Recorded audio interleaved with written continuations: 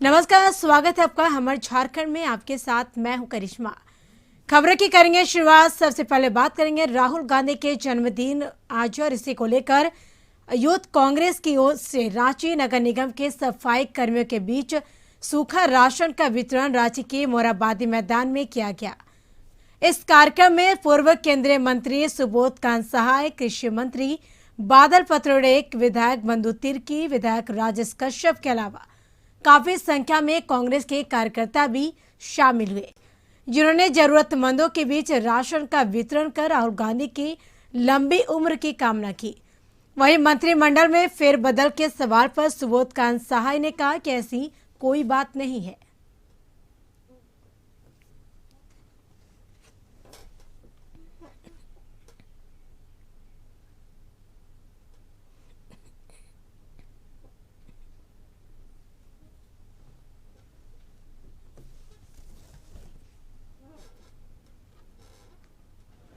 इसको अगर कोई आजाद शत्रु की तरह लड़ रहा है तो उसका नाम राहुल गांधी है।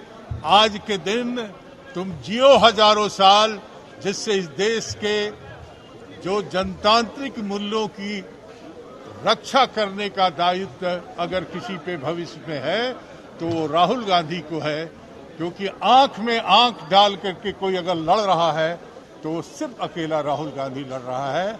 मैं उनके दीर्घायु होने की कामना में गरीबों के तरफ से दुआ बटोर रहा हूं, और ये तमाम लोग जो आज देख रहे हैं वो राहुल गांधी के लिए प्रार्थना कर रहे हैं कि उन्हें और ताकत दे, क्योंकि धीरे धीरे जो स्वरूप उभर करके देश के डेमोक्रेटिक ढांचा का सत्यानाश का रांची में मानसून शुरू होते ही बहुत से इलाके जलमग्न हो गए हैं। जल जमाव के कारण जिंदगी थोड़ी ठहर सी गई है। लोगों को घर से निकलने में काफी दिक्कतों का सामना करना पड़ रहा है।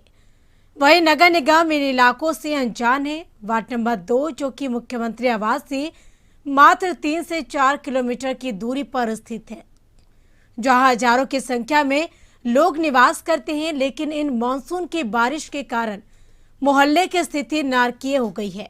नगर निगम में काफी आवेदन देने के बाद भी वहां की स्थिति नहीं सुधरी। यह देखकर मोहल्ले वासियों ने श्रमदान कर सड़क नाली का निर्माण करते देखा जा सकता है। मोहल्ले वासियों ने अपना समूह बनाकर जहां जहां पानी का जमाव है वहां डस्ट भर रहे हैं। सरकारी सुविधा के बारे में पूछने पर बताया गया कि कई बार मोहल्ले वासियों ने नगर निगम को उसकी सूचना दी है, लेकिन नगर निगम की तरफ से कोई सुविधा नहीं दी गई है।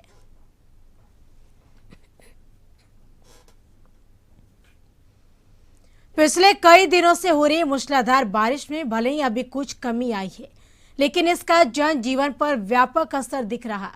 जिले के कई क्षेत्रों से घर में बारिश का पानी प्रवेश कर गया है।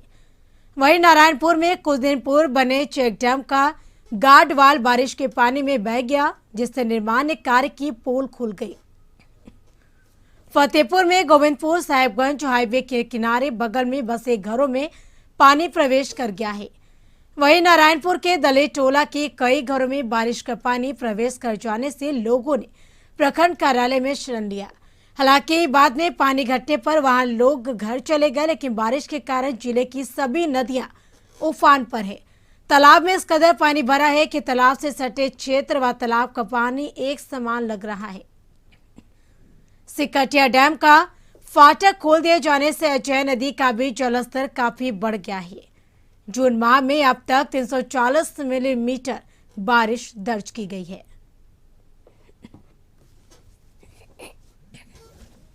पानी घुसा है, बहुत ज्यादा नुकसान हुआ है।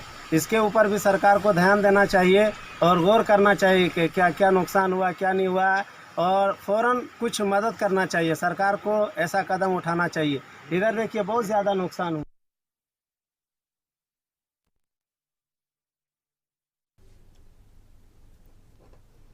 सरायकेला जिले के चांडिल अनुमंडल क्षेत्र के कपाली नगर परिषद क्षेत्र स्थित वार्ड संख्या 21 में जल जमाव के कारण यहां के लोग नारकीय जीवन जीने को मजबूर है।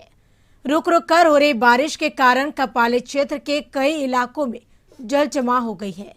कच्ची सड़क पर जल जमा होने से पूरा सड़क कीचड़मय हो गया है, जिससे लोगों का आवागमन पूरी तरह से प्रभावित हुआ है। नाले के अतिक्रमण एवं इसका समुचित निकास का प्रबंध नहीं रहने पर नाले का गंदा पानी भी सड़क पर बिखर जा रहा और साथ ही लोगों के घरों में प्रवेश कर रहा। बारिश में सड़क पर जल जमाव और कीचड़ होने के कारण आए दिन दुर्घटना घट रही है। लोगों यानी गिरकर इसमें घायल भी हो रहे हैं। कपाली नगर परिषद के गठन के 3 वर्ष बाद भी जल जमाव और नाले के पानी का निकास की व्यवस्था नहीं होने के कारण क्षेत्र के लोगों में नगर परिषद के पदाधिकारियों के खिलाफ नाराजगी देखा गया है। परिषद बनाते हैं इसलिए कि रोड जो है और नाली जो है सही से जो है उसका काम करें, समझे ना।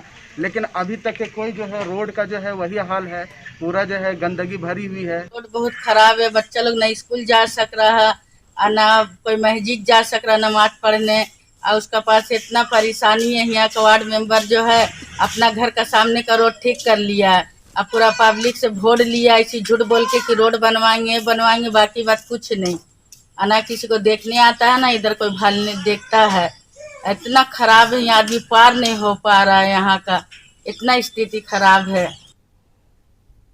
लगातार हो रही बरसात के कारण चांडिल डैम का जलस्तर बढ़कर 181.55 मीटर पर पहुंच गया है। वहीं डैम का जलस्तर बढ़ने से ईचागढ़ विधानसभा क्षेत्र के दर्जनों गांव में डैम का पानी घुस गया है। डैम का पानी गांव में घुसने से विस्थापित गांव के लोगों में भय का माहौल है। वहीं डैम का जलस्तर बढ़ने से ईचागढ़, बुरुहातू, मौसाड़ा, दयापुर, दुलमी, उदाटांड, बाबू चामदा, काली चामदा, लोपसोडी, गाडाडी, अलावा, बांटी, केंदांदा, बांदावीर आदि गांव में पानी घुस गया है, जिससे लोग परेशान हैं। मालूम हो कि वर्ष 2017 में चांडिल डैम का जलस्तर बढ़कर 182.65 मीटर पर पहुंचा था। विस्थापित एकता मंच के गिड्ड यादव ने कहा कि सरकार विस्थापितों का दर्ज का बांध न तोड़े। उन्होंने कहा कि सरकार विस्थापितों को पहले एग्रीमेंट के तहत मुआवजा और नौकरी देने का काम करे, उसके बाद डैम में जल भंडारण कर विद्युत उत्पादन करे। वहीं खबर लेके जाने तक चांडिल डैम में एक भी रेडियल गेट को नहीं खोला गया था। विस्थापितों का दुख दर्द को कोई समझ नहीं रहा है। गांव डूबने का कगार पर है, विस्थापितों को कोई ध्यान नहीं दे रहा है। इसमें विस्थापितों में दुख है। ये दुख का घड़ी में कोई भी अगर नेता, कोई भी जन आंदोलन कर आके अगर विस्थापितों को सहारा देती है सबसे बेहतर। गांव का स्थिति बहुत दयनीय है। चांडिल डैम जलाशय के जल स्तर खतरे पर खोला गया है, यानी 5 रेडियल गेट खोला गया। सुवर्णरेखा नदी का निचले स्तर जलस्तर बढ़ने से खतरा कोल्हान के पूर्वी सिंहभूम के जमशेदपुर, उड़ीसा, पश्चिम बंगाल आदि राज्य हाई अलर्ट कर दिया गया है। खरकई और स्वर्णरेखा नदी का जलस्तर बढ़ने लगा। एक ईचागढ़ के विधायक सविता महतो की मौजूदगी में चांडिल डैम का 7 रेडियल गेट खोला गया है। वहीं विधायक ने डैम का जलस्तर को बढ़ते देख रांची स्थित मुख्यमंत्री हेमंत सोरेन के आवास पहुंचे। मुख्यमंत्री दिल्ली में रहने के कारण उनसे फोन पर बात कर विस्थापित गांव की जानकारी ली। वहीं मुख्यमंत्री ने मामले को गंभीरता से लेते हुए विभागीय अधिकारियों को निर्देश देकर चांडिल डैम का जलस्तर कम करने को कहा। वहीं विधायक ने मुख्य सचिव सुखदेव सिंह और जल संसाधन विभाग के सचिव प्रशांत भूषण से बात कर मामले की जानकारी दी।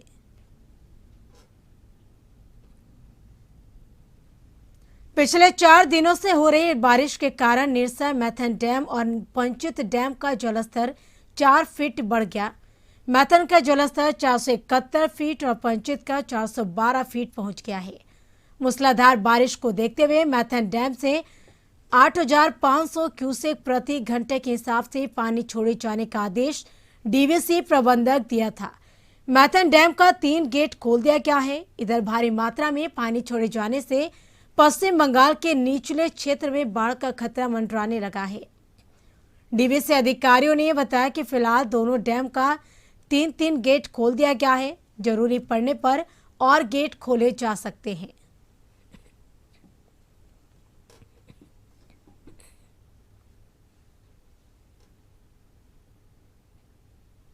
चंदन क्यारी प्रखंड के कनकचास व बरमसिया के बीच खलीसा नदी पर बना डायवर्सन बह जाने से करीब 20,000 आबादी का प्रखंड कार्यालय से संपर्क टूट गया है।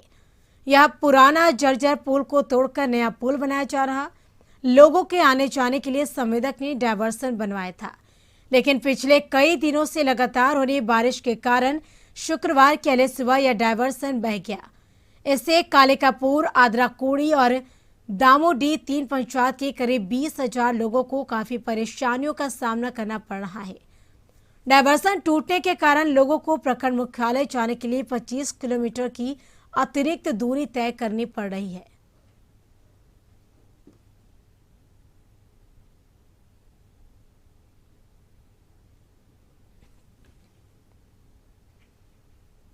राज्य के काके इलाके के सुदूरवर्ती क्षेत्र में अभी भी कोरोना वैक्सीन लेने को लेकर डर व्याप्त है और इस इलाके में कोई भी कोरोना वैक्सीन लेने से परहेज कराए। बता दें कि और गांव वाले अभी तक सरकार की तरफ से दिए जाने वाले वैक्सीन से कतरा रहे हैं।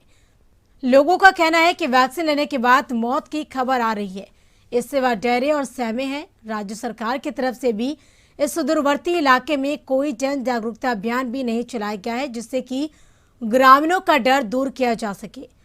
ग्रामीणों का यह भी कहना है कि दूसरे इलाके में वैक्सीन दिया जा रहा, लेकिन यहाँ भी भीड़ नदारद दिख रही है, जबकि सरकार का मानना है कि हर इलाके में वैक्सीन का कार्य चल रहा है, लेकिन जमीनी हकीकत में साफ दिख रहा कि ग्रामीण किस तरह वैक्सीन को लेकर जागरूक नहीं है।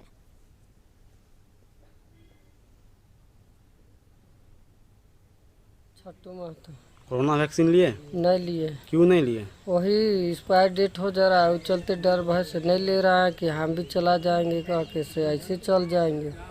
बस वही थी तो डर का चलते। क्या डर? वही थी जितना सवाल ही है उसी का चलते, मतलब जाएगा वो लिया है वो वही मर रहा है, इसी के चलते। तो यहाँ जानकारी देने के लिए आया सही है लोग? कोई नहीं आया है। आप लोग डर से इंजेक्शन नहीं ले रहे हैं? जी सर। सदर अस्पताल बोकारो में आज न्यूमोकोकल कंजुगेट वैक्सीन यानी पीसीवी का नियमित टीकाकरण की शुरुआत बोकारो विधायक वीरेंद्र नारायण के द्वारा की गई। शुभारंभ के दिन टीकाकरण केंद्र में एएनएम मीना कुमारी ने उपाध्यक्ष डॉक्टर एनपी सिंह की उपस्थिति में 1.5 महीने के प्रियांशु कुमार सोनू को पीसीवी का पहला टीका लगाया। इस तरह बच्चों के नियमित टीकाकरण में पीसीवी को शामिल करने वाला झारखंड 6ठा राज्य बन गया है।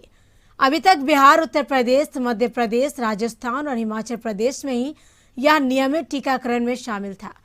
बोकारो विधायक वीरेंद्र नारायण ने कहा कि पीसीवी टीका से बच्चों को मजबूती प्रदान करेगा।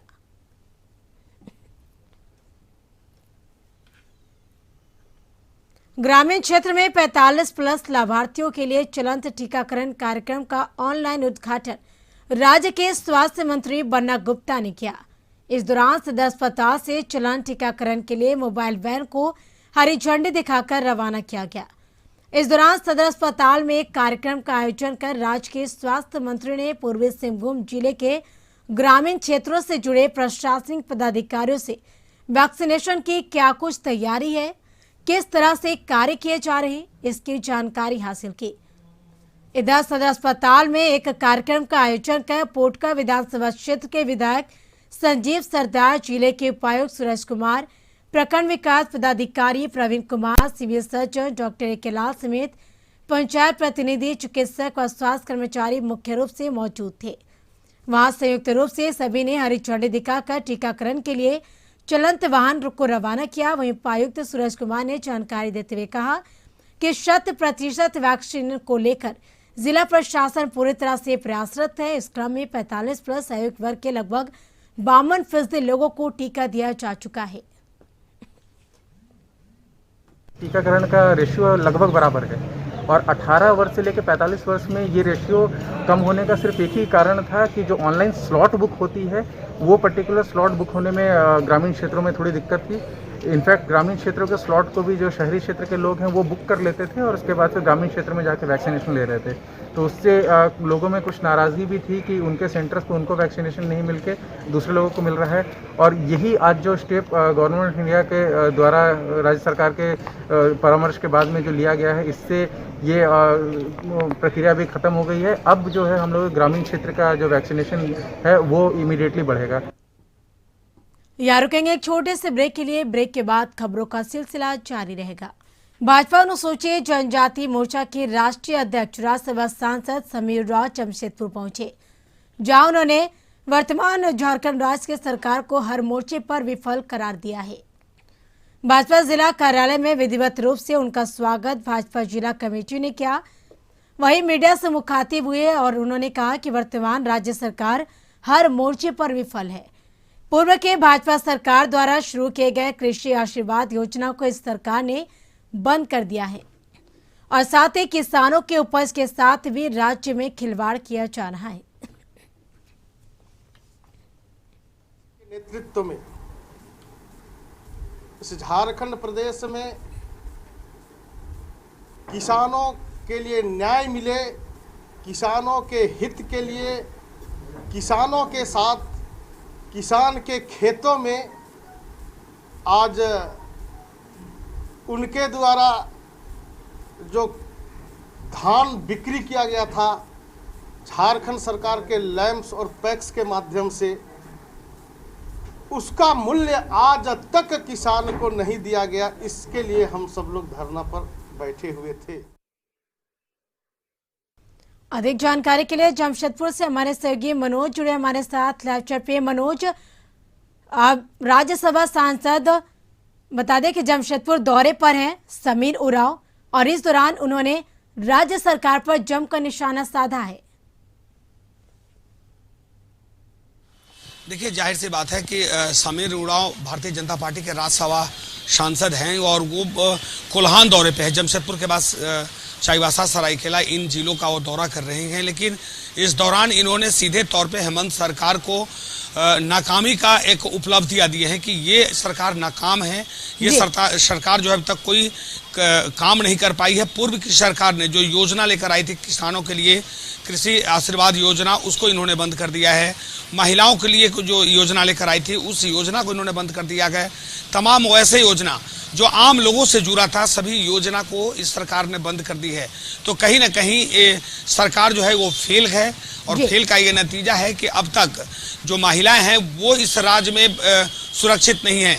एक एसआई जो है उसकी मौत हो जाती है, उस मामले की जांच जो है अब तक पूरा नहीं हो पाया। जो आरोपी है उसको पुलिस जो है कि अब तक नहीं गिरफ्तार कर पाई। अगर कुछ लोग गिरफ्तार हुए भी हैं लेकिन मुख्य आरोपी अभी भी पुलिस के पकड़ से दूर है। यहाँ तक कि आखिर इसके पीछे कारण क्या था, ये तमाम ऐसे बातें हैं जिसको लेकर समीर उरांव ने सीधे तौर पे हेमंत सरकार पर वार किया है और कहा है कि ये सरकार जो है कि पूरी तरह फेलियर सरकार है। 2 साल बीत गया, 2 साल में अब तक इस सरकार ने कोई विकास का काम नहीं किया है। जी, तमाम जानकारी के लिए शुक्रिया मनोज। बढ़ेंगे अगली खबर की ओर। साहिबगंज महिला था दरोगा रूपा तिर्की मामले में प्रदेश महिला मोर्चा अध्यक्ष आरती कुजूर के साथ रूपा तिर्की के माता पिता और बहन आज राज्यपाल से मिलने पहुंची। उन्होंने एक ज्ञापन सौंपा जिसमें राज्यपाल से गुहार लगाई कि रूपा तिर्की हत्याकांड की जांच सीबीआई से की जाए और दोबारा पोस्टमार्टम किया जाए। वहीं रूपा तिर्की के माता पिता ने साहिबगंज पुलिस प्रशासन पर आरोप लगाया है कि हत्या को आत्महत्या घोषित करने में लगी है, इसलिए हम लोगों ने सीबीआई जांच और दोबारा पोस्टमार्टम की मांग की है। दरअसल रूपा तिर्की की अंतिम संस्कार 5 मई को की जा चुकी है और अब 45 दिन हो चुके हैं। अगर जल्द ही दोबारा पोस्टमार्टम नहीं हुआ तो सारा सबूत खत्म हो जाएगा। इसलिए हम लोगों ने महामहिम से गुहार लगाई कि जल्द से जल्द सीबीआई और पोस्टमार्टम करा दी जाए।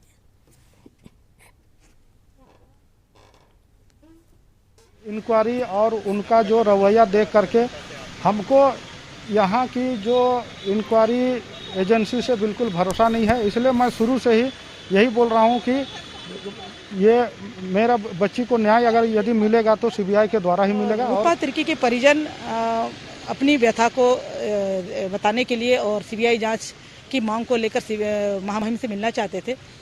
उसी निमित्त हम लोगों ने समय दिया था। महामहिम ने आज उनके परिजनों को मिलने का समय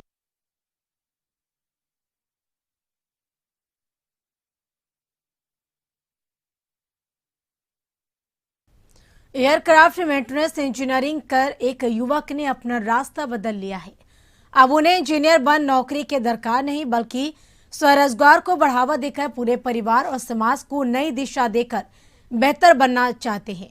इंजीनियर बोकारो की चास प्रखंड के सोनाबाद गांव के निवासी हैं, जो बहादुरपुर में बत्तख पालन कर रहे हैं। सरकार ने स्वरोजगार योजना को बढ़ावा देकर लोगों को आत्मनिर्भर बनाने की बात जरूर कहती है, लेकिन वास्तविकता कुछ अलग है। इंजीनियर ने कहा कि हम लोग बत्तख पालने में नया हैं और इसलिए समुचित देखभाल नहीं हो पाता है, लिहाजा बत्तख मर रहे हैं। उन्होंने कहा कि यदि सरकार प्रशिक्षण की व्यवस्था करती है तो हम बेहतर फार्मिंग कर पाते हैं और मेहनत के बल पर आज यह परिवार 2 जून की रोटी का मोहताज नहीं है। राजकिशोर अब पूरे इलाके में स्वरोजगार को बढ़ावा दे रहे हैं, युवाओं के लिए प्रेरणा स्रोत बने हैं। राजकिशोर कहते हैं कि सरकार यदि आर्थिक सहायता प्रदान करती तो सपनों के पंख लग जाते। यहाँ पे लमसम 2 लाख के लमसम मतलब हमारा इन्वेस्टमेंट हुआ है। अभी तक प्रोडक्शन चालू नहीं हुआ है अंडा का। उसके बाद काफ़ी ज़्यादा मतलब दिक्कत भी हो रहा है, मतलब कि बत्तख सब मर भी रहा है। चाहते हैं कि कोई के वाले आके हम लोग को थोड़ा सा डायरेक्शन दें, चाहे हम लोग जाएं तो हम लोग को ठीक से इसका व्यवस्था क्या क्या करना है, कैसे कैसे आगे बढ़ना है, ये सब किसी मंत्रालय वाले कुछ यदि हम लोग को सहायता करें, कुछ यदि सरकारी तरफ से कुछ आर्थिक हो, चाहे कुछ मतलब बुद्धि ही दे दें, नहीं कुछ तो इससे हम लोग आगे बढ़ेंगे। जामताड़ा के गेड़िया में प्राथमिक स्वास्थ्य केंद्र का करोड़ों की लागत से आलीशान भवन बना। लोगों को 24 घंटा सुविधा मिल सके, इसके लिए संसाधन के नाम पर करोड़ों खर्च किए गए, लेकिन इन सब के बावजूद भी ग्रामीणों को स्वास्थ्य सुविधाओं का लाभ नहीं मिल पा रहा। एक चिकित्सक के भरोसे संचालित अस्पताल में शाम 4 बजने के बाद ताला लटक जाता है। ग्रामीणों का कहना है कि 4 बजे के बाद अस्पताल में ना तो डॉक्टर मिलते हैं और ना ही कोई मेडिकल स्टाफ उपलब्ध रहते हैं, जिस कारण 4 बजे के बाद इलाज तो दूर दवा भी नहीं मिल पाती है। अगर देहाती इलाका है, किसी का कुछ हो गया, हॉस्पिटल में जब हॉस्पिटल बंद है, उसके बाद कुछ काम नहीं होता है यहाँ पर। हॉस्पिटल में तो सब कुछ ठीक है, तो डॉक्टर नहीं रहने का बात हो तो उसका कोई वैल्यू नहीं है। सब कुछ व्यवस्था रहेगा तब ना सर कुछ काम होगा। NGO के द्वारा चलाया जा रहा है, तो मैं उसको जांच देख लेती हूँ क्या करना है, वहाँ MIC नाला से जांच करा के देख लेती हूँ। अधिक जानकारी के लिए जामताड़ा से हमारे सहयोगी उज्जवल जुड़ चुके हैं फोन पे। उज्जवल, करोड़ों की लागत से यह प्राथमिक स्वास्थ्य केंद्र बना और शाम होते ही अस्पताल में ताला लटक जाते हैं, जिससे मरीजों को काफी परेशानियों का सामना करना पड़ता है। आखिर पूरा मामला क्या है? जामताड़ा जिले के गेड़िया अस्पताल की भी हाल नहीं है, इसके अलावा भी मिहिजाम, मुरली पहाड़ी सहित कई अन्य जगहों पर अस्पताल है, जहां बिल्डिंग तो करोड़ों के बना दिए गए, संसाधन भी दिए गए, लेकिन विभिन्न कारणों से वो चल नहीं रहे। जहां तक गेड़िया अस्पताल की बात है तो वहां के लोगों को बेहतर स्वास्थ्य सुविधा मिले, इसके लिए रांची के एक NGO सिटीजन फाउंडेशन को वर्क दिया गया कि आप अस्पताल का बेहतर ढंग से संचालन करें और उन्हें ही चिकित्सक तथा अन्य कर्मी की नियुक्ति करने के लिए कहा गया और 24 घंटा सेवा देने की बात कही गई। लेकिन स्थिति यह है कि वहां मात्र 1 चिकित्सक हैं और 3 नर्स हैं, और शाम 4 बजे के बाद चिकित्सक मिहिजाम में रहती हैं, वो मिहिजाम चली जाती है और अन्य स्टाफ भी अपने अपने घर चले जाते हैं, जिस कारण 4 बजे के बाद अस्पताल में ताला लटक जाता है और ग्रामीणों को झोला छाप डॉक्टर से इलाज कराना पड़ता है। ग्रामीणों से मैंने बात किया तो ग्रामीणों ने कहा कि देखिए ये दूरवर्ती इलाका है, यहाँ काफी सर्दी, खांसी, बुखार या अलावा अभी जो कोरोना की बीमारी है, डॉक्टर की काफी जरूरत पड़ती है, लेकिन यहाँ चिकित्सक रहते नहीं है। एकमात्र लेडीज चिकित्सक है, वो अभी मिहिजाम से आना जाना करती है। यही कारण है कि 4 बजे वो चली जाती हैं। इसी कारण हम लोगों को परेशानी होती है, यहाँ 24 घंटा सेवा मिले, इसकी वो लोग मांग कर रहे हैं। और अन्य अस्पतालों की जिले की बात करें तो जिले में 80% चिकित्सकों का पद खाली है, जिस कारण सिविल सर्जन से जब मैंने बात किया तो उन्होंने भी कहा कि हमारे यहाँ पर्याप्त चिकित्सक नहीं है, जिस कारण कार्य संचालन में परेशानी हो रही है। मिहिजाम अस्पताल में भी बिल्डिंग करोड़ों का बना, लेकिन ताला लटका हुआ है। मुरली पहाड़ी में भी अस्पताल का भवन बन चुका है, लेकिन ताला लटका हुआ है, जिसे चालू करने की मांग सांसद, विधायक सभी ने किया, लेकिन अभी तक चालू नहीं हो सका है। जी बिल्कुल, तमाम जानकारी के लिए शुक्रिया।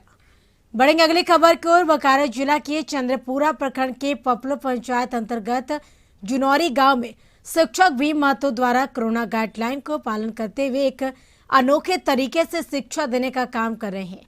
जुनौरी गांव स्थित शिव मंदिर में लगे लाउड स्पीकर द्वारा बच्चों को पढ़ाने का काम किया जा रहा है। उनके द्वारा पूरे गांव के चौक चौराहों में हिंदी वर्णमाला और अंग्रेजी वर्णमाला का पोस्टर दीवारों में चिपकाया गया है, ताकि बच्चे उसे देखकर पढ़ सके। शिक्षक भीम महतो द्वारा मंदिर में लगे लाउड स्पीकर के द्वारा पोस्टर में छपा वर्णमाला के शब्दों को बोला जाता है, जिसके पश्चात बच्चे उसे सुनकर पढ़ते हैं और लिखते हैं। इस कार्य प्रयास का जुनौरी गांव के सभी ग्रामीणों ने भी सराहना की है।